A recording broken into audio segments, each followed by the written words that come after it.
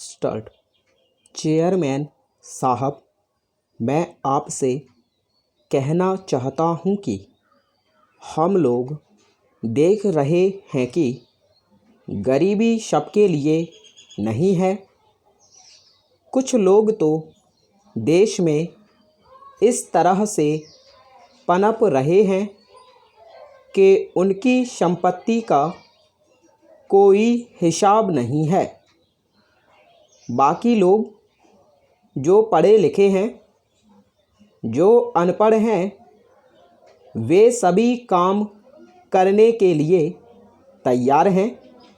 जब उनके पास करने के लिए काम नहीं होगा तो वे समाजवाद के कोरे नारों से कब तक खुश होते रहेंगे।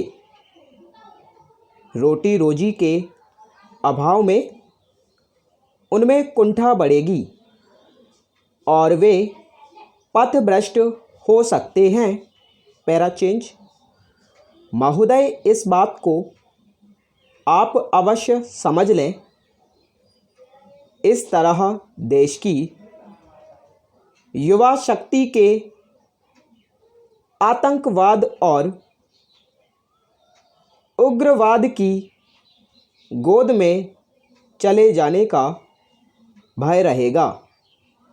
इससे देश को बहुत बड़ा नुकसान होगा।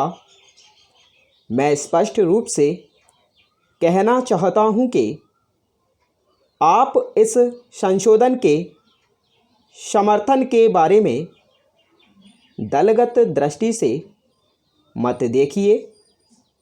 देश में इस तरह के वातावरण से न तो जनता को और न ही सरकार को लाभ होगा, बल्कि पूरे देश को इससे हानि होगी। इसलिए मैं चाहता हूं कि जो संविधान संशोधन विधेयक सदन में लाया गया है, उसे आप खुले मन में स्वीकार करें।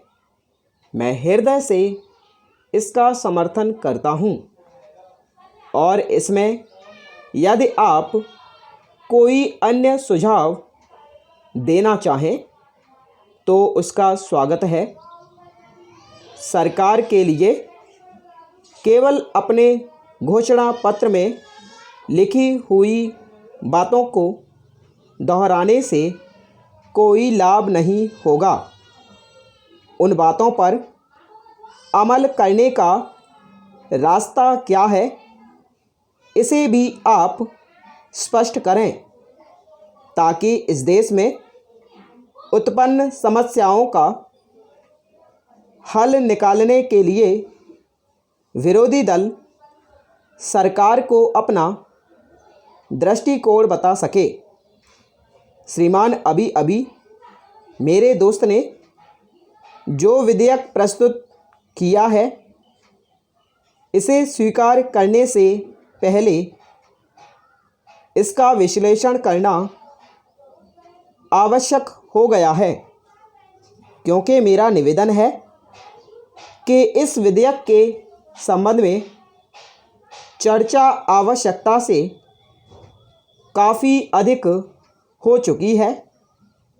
मेरी दृष्टि में इस विधेयक का विचार क्षेत्र बहुत सीमित है और हमें केवल यह सुनिश्चित करना है कि यदि इस विधेयक को स्वीकार कर लिया जाए तो क्या इससे उस समस्या का समाधान हो सकेगा। मैं इसके उद्देश्यों और कारणों के विस्तार की ओर सभी का ध्यान आकर्षित करना चाहता हूं।